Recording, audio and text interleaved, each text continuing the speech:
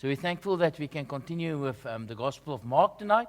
And as Rex told me, as he has many times before, but tonight again, it is his favorite Gospel, the Gospel of Mark. So we are thankful that we can be there. We're finding ourselves in Mark chapter 4 tonight. And whereas the Mark up to this point has highlighted the prominence of Jesus' teaching activity, we have not really heard any actual teaching of Christ except small pieces. But when we come to Mark chapter 4, there's the first substantial block of teaching now that Jesus gives as he's on the shores of Lake Galilee there in northern Israel. And by the way, those guys are running now into the shelters. I mean, I don't know who of you have Amir Tsarfati on Telegram. I encourage you to download that. But get the right one. The fake Amir Tsarfati only has like a couple thousand, subscribers. The real one is a Jew in Israel, and he updates you. Those guys have been running into bomb shelters all day as the Iranians been sending missiles over Israel. So there, where Jesus preached, on the shores of Lake Galilee, there's missiles coming over there, even maybe tonight. Jesus is on a boat, we see in chapter 4, because there's too many people squashing in to hear him. So the boat becomes the pulpit. They're on the seashores, and he's teaching huge crowds. And the interesting thing is he doesn't, in teaching them, he doesn't use clear and direct and straightforward teaching like I'm doing here tonight. He's teaching the crowds in parables. He's teaching the crowds in parables, and not once or twice. This was what he did. In Mark 4, verse 33 and 34, it says, with many such parables he was speaking the word to them, so far as they were able to hear it, and he did not speak to them without a parable, but he was explaining everything privately to his own disciples. And now many people see parables as an earthly story with a heavenly meaning, but yes, and in a case that is true, but the main reason Jesus taught in parables was not to illustrate truth, but to conceal truth. He was hiding truth from the crowds of people who came and listened to him. Because here's the thing, they came and listened to him without having an interest in the things of God. And Jesus gave two reasons why he was teaching in parables. And I spoke about that last time, so I'm not going to expound that again. But just the first reason was, we see in Mark 4, verse 11, it says there, the secrets of the God's kingdom does not belong to all people, only to God's people. That's why I was speaking in parables, hiding the truth, because the way that God works in the secrets of the kingdom belongs to God's people and not to all people. He said in verse 11, to you, my disciples, it's been given the mystery of the kingdom of God, but to those who are outside, get everything in parables. And then the second reason Jesus taught in parables is because unbelievers are under the judgment of God. Verse 12, he said, so that while seeing they may see and not perceive, while hearing they may hear and not understand, otherwise they might return and be forgiven. See, these crowds that came to hear Jesus and the Pharisees that came to hear him had no interest in changing their lives. They had no interest in believing in Christ as Messiah. And these hardened hearts of unbelief, if you continue in that, God says then he will no longer give you truth, that you can turn from your sin and be saved. And this is a terrible place to find yourself in. When God says, now I'm going to bring you to a place where you're not going to be able to understand truth and to turn from your ways to be saved. But this is exactly why Jesus was teaching in parables now. Hiding truth. You don't want the truth, God's then going to hide the truth from you and let you stumble around in darkness and be destroyed. And so far we've looked at 3 of the parables. We considered the first one of the 4 different kind of soils into which the seed fell. And last time we were together, we considered the next 2 parables, the parable of the lamp and the parable of the measure. You'll remember the parable of the lamp. The idea behind this is that God's word is supposed to give you light, is supposed to drive the darkness out of your life. And as you don't put a light under the bed, you must not put God's word away from you. You must let God's word shine on all your darkness, drive it out, that you can be who God wants you to be. But if in case you say, no, listen, I don't want the light of God's word, I don't like it, it makes me feel guilty, the day will come when God's light will reveal every secret in your life. So better you deal now with God's word than try to hide it away and think God doesn't see. God sees everything. And then the second parable, the parable of the measure, is where it says the very value and the way that you assess and rate the importance of God's word to you is the way that God will then measure his word to you. If you have a little regard for the things of God, if it's this little important to you, then God will give you that much of His word. And if you say, Lord, just my whole life is yours, here I want to hear, I want to do, then God is going to give that and much more to you. But we saw the principle of reciprocity here. What you reap, what you sow in your relationship with God and His word is what you will reap. And there's a lot of people who think, listen, I don't need to, God must just always pitch up. He must just always be there and always, perform. It's like, no, that's not the way it works. God's going to measure to you what you put in, you're going to get out from God. And so that's a very important parable then. And so tonight we come to the fourth parable then that He teaches in Mark 4. And after the two parables of the pearl of great price and the hidden treasure, those are my two favorite parables. This parable that we look at tonight is my second favorite parable. And because it's a kind of parable that speaks of the mysterious way in which God is building His church, really regardless of man. And as a pastor, as a minister, this is a great comfort for me. So please turn your Bibles to Mark 4, verse 26 to 29, as we consider this parable of the sprouting and the growing seed. And may the Lord encourage all of you tonight, because we are all servants of the Lord. We are a priesthood of believers. The Bible says you must always be ready to make a defense to everyone who asks you for the hope that's within you. 1 Peter 3:15. So we have to share the word as His believers. And we need encouragement in doing that. And this parable will do that. It will encourage you as a servant of God in ministering the word of God. So Mark chapter 4, verse 26 to 29. This third parable that Jesus tells. Parable of the seed, it says here. And verse 26 says, and He was saying, Jesus, the kingdom of God is like a man who casts seed upon the soil. And he goes to bed at night. And he gets up by day. And the seed sprouts and grows. How?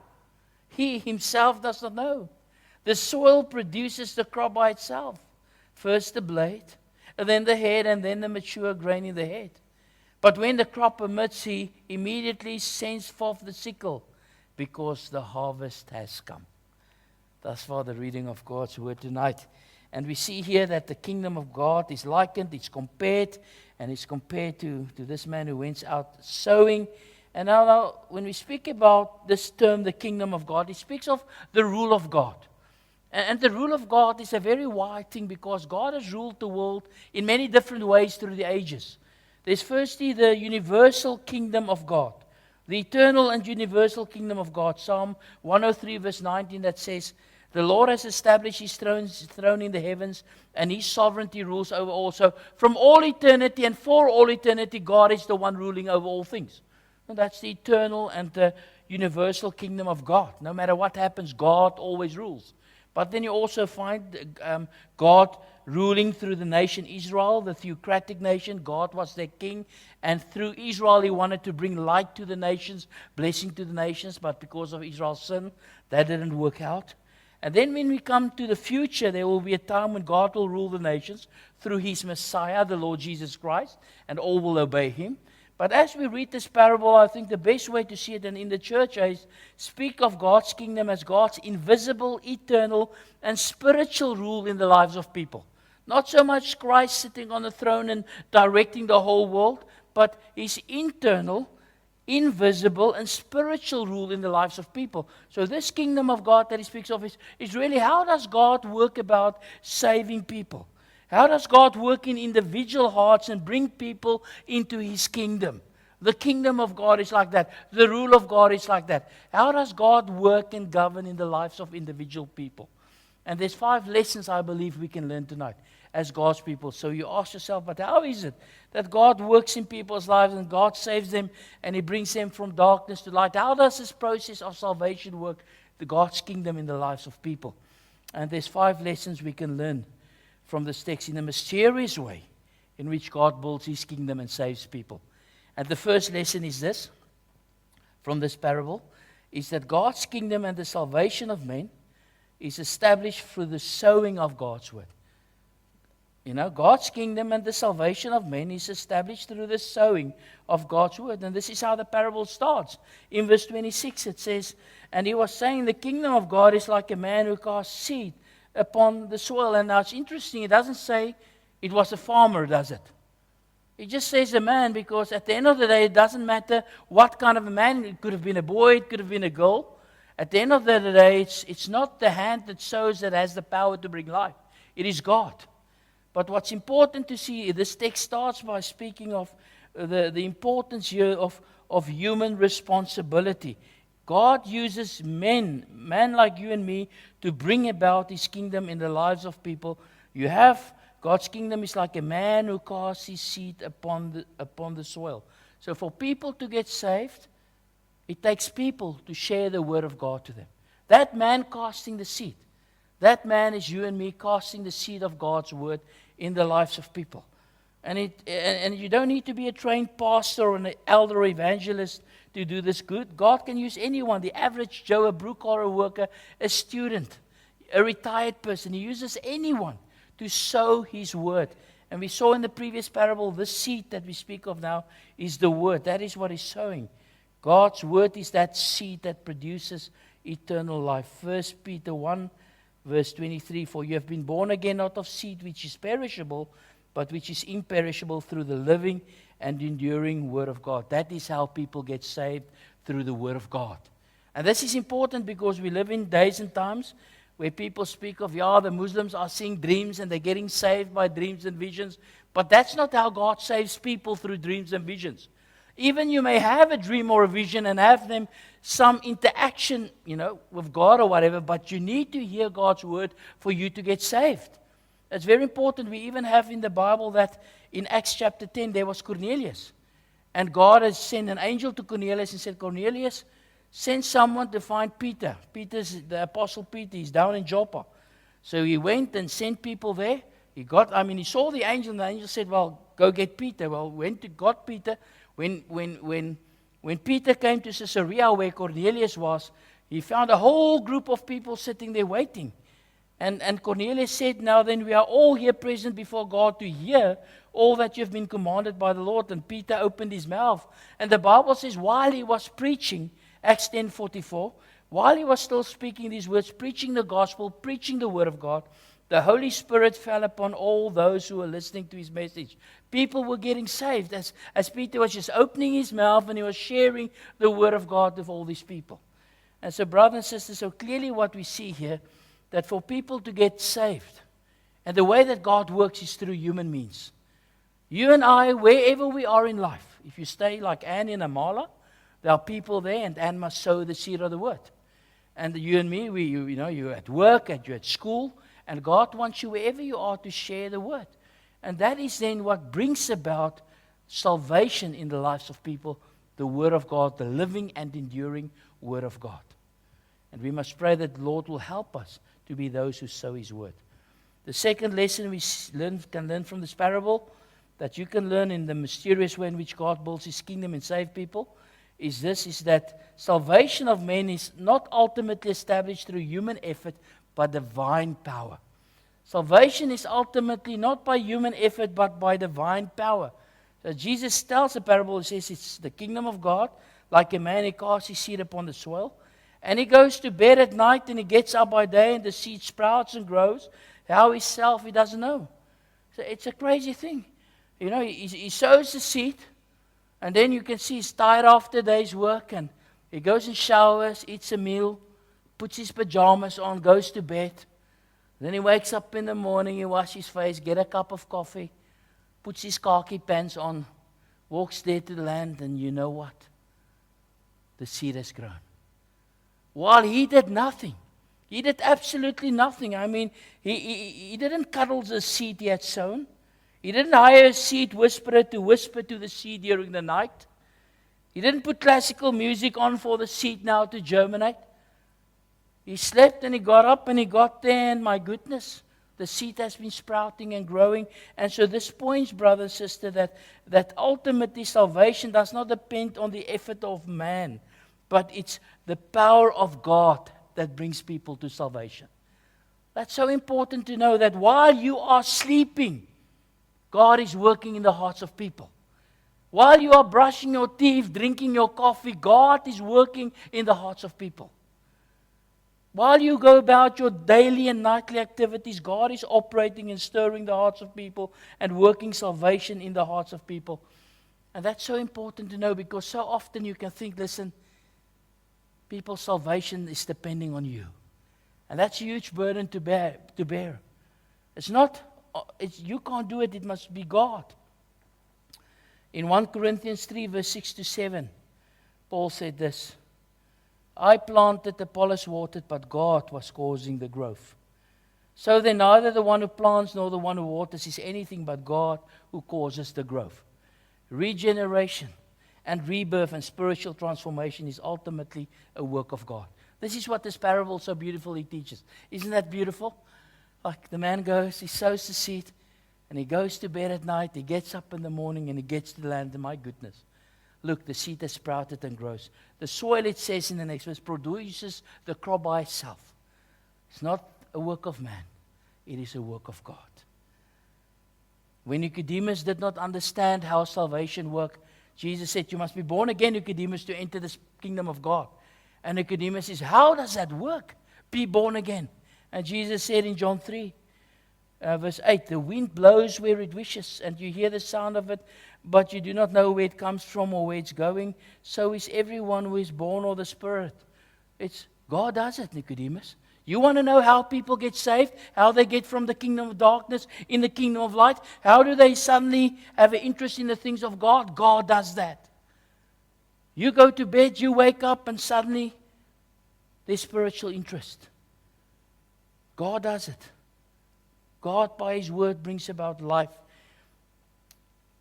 I love what Martin Luther said, and you've all heard this quote before. And you remember he was a great reformer, lived in the 1500s. The world was in spiritual darkness. The Roman Catholic Church kept everyone in spiritual darkness and ignorance, because they killed people if they translated the Bible, tried to translate the Bible out of Latin into any other language. They would kill you. And they distorted the gospel, so no one understood the gospel, and they still distort the gospel, the Roman Catholic Church. And then Martin Luther came, God saved him, and he started preaching the word of God, and light, spiritual light came upon the world in the 1500s. And Luther reflected on the great transformation and salvation God was bringing to people all over the world because of the word he preached there from Germany and the men God used to preach the world. And this is what Luther wrote. As we think about just God's activity in saving people. He said, what is Luther?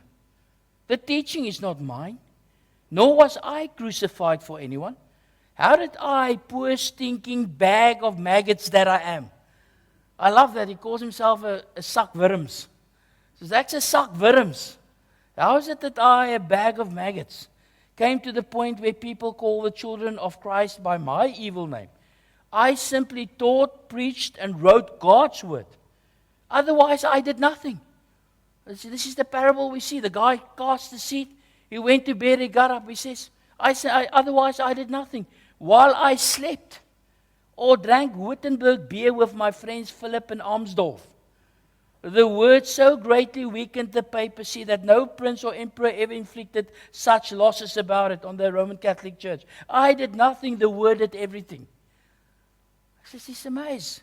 It wasn't him. He says it was the word of God. God powerfully uses His word in the lives of people to transform them. And this is what this parable is about. And this must be your expectation, brother and sister, as you sit in this church, that God will save people. As you share the word, God will save people through His word, because that's what He does. That's how He does it, through His word. This must be your rest and peace. God will work in the lives of people. His work in the lives of people is not limited by your weakness or frailty. Sow the word and watch God do what He does best. Save people. The third lesson we can learn from this parable about God's building His kingdom and saving people is this: that God's kingdom and the salvation of men is mysterious. It cannot be explained by man. It is a mysterious thing, because as this man now cast his seed, it says in verse 27, he casts it upon the soil, he goes to bed at night, he gets up by day, and the seed sprouts and grows. How he himself does not know. How does it work, people, that someone gets saved? He first started with the miracle of that seed. How is it that you throw these dead seed upon the soil, and then next thing, they were dead. I mean, they're dead. They're dry little pieces of us. And then the next thing, there's life coming. How does that work? How does life suddenly comes into that?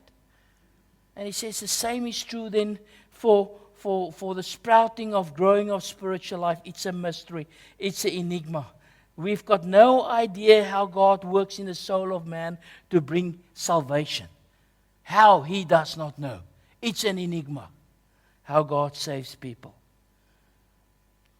The Spirit moves like the wind, where He wants, how He wants. You've got no idea. As we've got no idea, this morning, we had no idea. One moment, it was our Graham that said, left home, the sun was shining. Next thing, it's raining. How does that work? The clouds come, the clouds go. And the same is true for salvation. We have got no idea how the Spirit of God works salvation in the hearts of people. It is an enigma. Where's our brother Tim? I was thinking about our brother Tim. There he was, 70 years old. He hasn't been in a church for the last 50 years of his life. Choir boy when he was young. But then, not in church his whole life. Then 70 years old. His wife has been coming faithfully to church, Edie. And then one Sunday morning, Edie nearly got a heart attack. When Tim said, would I burst your Bible if I go to church with you? How did that happen, Tim? How did that happen? That suddenly there's a desire for the things of God. After 70 years of turning your back on God, how does that work? And this is exactly what we need to understand, and you need to understand about God saving people and bringing them into His kingdom. It is a mystery. It is a thing that belongs to God. We don't understand it. How is it that in one family He may save one person and not the rest? Why is it some families He saves everyone, and in some families He saves them? How does that work? We don't know. It's a mystery. And that's okay. That's okay. Like the farmer doesn't know how the sprouting and growing. All we know is God does it. God saves people. But how it works, we don't know how He works upon the hearts of men. I like what Solomon writes in Ecclesiastes 11:5-6. Just as you do not know the path of the wind, and how bones are formed in the womb of a pregnant woman, so you do not know the activity of God who makes all things. Sow your seed in the morning, and do not be idle in the evening, for you do not know whether morning or evening sowing will succeed, or whether both of them alike will be good. And the same is true for the gospel. Just preach the word. Preach the word when you're sitting on the beach, and share the word when you're surfing, and share the word when you're at gym. And you never know which of these words God will use to bring about life. We don't know the activity of God. It is a mystery as it comes to salvation. The fourth lesson we can learn from this parable about God's kingdom and how He saves people is that God's kingdom and the salvation of men is a process. It's a process. We live in days of where, as people, we don't like delayed gratification. Is that right? You don't want to save up and one day have enough money. You want all the money right now. And you don't want to wait for the food. You want the food right now. And that's why we have microwaves and instant coffee and instant food and 2-minute noodles and frozen meals and microwave meals, because we don't want to wait. We want to have it right now. But the Bible says that when it comes to the salvation of men, it is a process.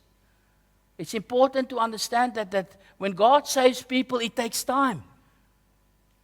He says here in Mark 4, verse 28-29, the soil produces the crop by itself. First the blade, then the head, then the mature grain in the head. But when the crop permits, he immediately sends forth the sickle, because the harvest has come.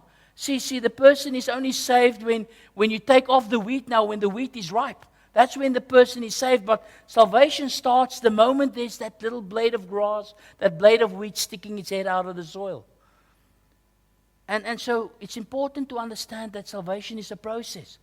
And sometimes all you see, and it starts in small little ways. And, for instance, that day when Tim told Edie, he wasn't saved yet, but would I burst your bubble if I come to church with you?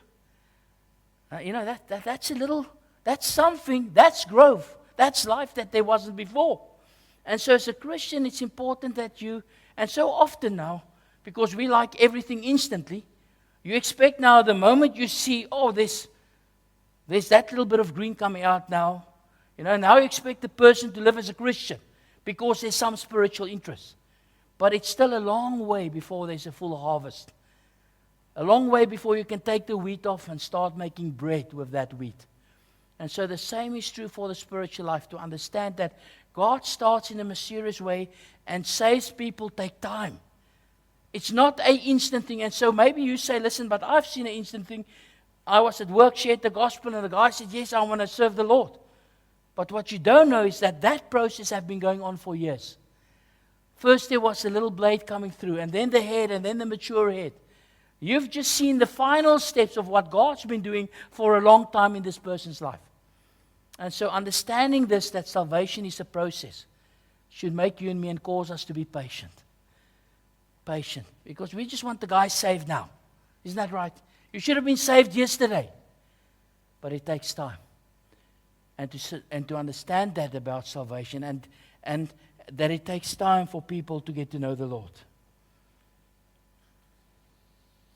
And maybe some of you are here tonight. God has been working in your life the past few years. And you've realized that He has created you. You've realized that sin is what messed up the world. You've realized that the Lord Jesus Christ was sent by the Father to die for our sins. He was buried and He rose again. And you know all those things about the Bible. But you've never given your life to Christ. You've never surrendered and said, Jesus, take my sin away. Take my sin away and clothe me with your perfect righteousness. And so maybe tonight is the night of the harvest.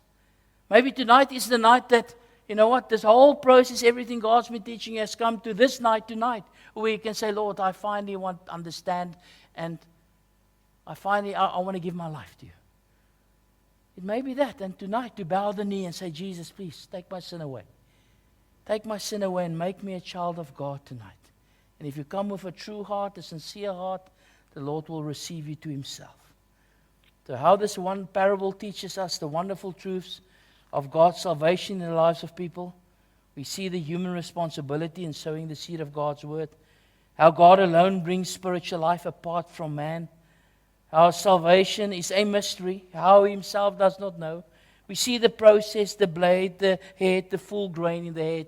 And then the last lesson we can learn from this parable about God saving people and His kingdom is that God's kingdom and the salvation of man is the grand purpose of the word. It's the grand purpose of the word. I mean, for what purpose does a farmer go out to sow the seed? Do you sow the seed because you want a carpet of grass? Is that why you sow it? You sow it because there's nothing else you got to do, so why not just go cast some seed out there? Is that why you sow? It's like, no. You sow it because you want a harvest, a wheat harvest. And so that's very important to understand then tonight. The text says, verse 28, the soil produces the crops by itself. First the blade, then the head, then the mature grain in the head. But when the crop permits, He sends forth the sickle because the harvest has come. The chief end of sharing the word and the gospel is the salvation of people. Romans 1 verse 16, for I am not ashamed of the gospel, for it is the power of God unto salvation to everyone who believes, to the Jew first and also to the Greek. And this must be your expectation, that when the gospel goes out and when you share it, that the day will come and God's chief end with the gospel and His word is to bring people into His kingdom. To bring people in His kingdom. To get people saved. That there will be a spiritual harvest as the grand result of the faithful sharing of God's word. And to really ask the Lord that you can be part of that work. James 1:18, in the exercise of His will, He brought us forth by the word of truth. God does it through His word.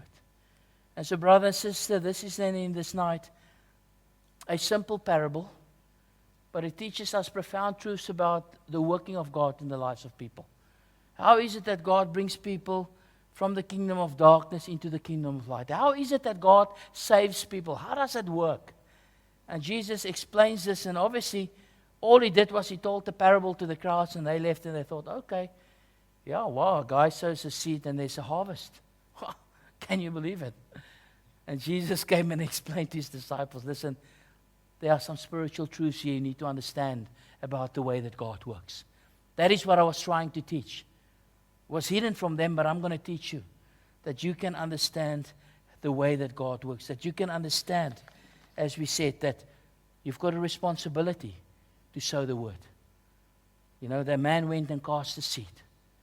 And that you need to understand that in spite of your responsibility, God alone brings spiritual life.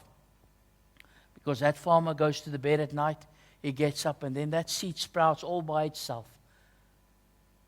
Salvation is of the Lord. You need to understand, we saw the mystery of it. How He Himself does not know. How we don't understand how God saves, and that's okay. And fourthly, we saw the process in salvation. The blade, the head, the full grain. To understand God saving people is not like they're going to get saved now. You must expect, listen, it's going to take time. And so don't give up. Don't become impatient because like I've been talking to people my whole life, I don't see people get saved. Well, it takes time. And learn to celebrate the small signs of interest that you see in people. Spiritual interest. Oh, maybe this is God at work. And to know then finally tonight that the chief end then of God's of the word being shared is, is the salvation of men and people coming into the kingdom of God. And that's great encouragement. The reason I so love this parable, and it comes even back to me as being a pastor, is to realize this parable gives me such great peace and comfort that as I've just shared the word, I can rest now. I can go brush my teeth, put my pajamas on, drink a cup of tea, wake up tomorrow morning, and I'm looking for that life that God brings now. Because only He can do that. I can't do that. I've done my part, and the same for you, to have that expectation. Because we sometimes can become discouraged. And even the disciples could become discouraged, like they're serving the Lord, they're preaching the word, but they're not seeing the results. It's okay. It's okay because you understand how it works. You understand how God works in saving people. And so you just be faithful, do what you can do, and leave the rest to God. What a great parable. What a great parable. Father, thank you this night even for this parable. This parable of the sprouting and the growing seed. Helping us understand better the way you save people. The way you bring them into the kingdom. And we're thankful. We thank you for your word that is living and active. Living and enduring. And that no one, Lord, can just kill your word and destroy it. Where Paul said he was imprisoned, but the word of God cannot be imprisoned. We're thankful for that. We're thankful for even this night that we can be part of that work where we can sow your word in the lives of other people. And so we pray, help us be patient. Help us not give up. Be faithful and see opportunities, use opportunities to sow the word. And Lord, and even our own lives, we're amazed that you saved us. We're amazed that how it came about that we now part of your church. And we thank you for that. We thank you for this mysterious way that you work. And we continue to pray for that even tonight, that in this church and in this community you will continue, Lord, to build your kingdom and bring people from darkness to light. For your glory, we pray in Jesus' name. Amen.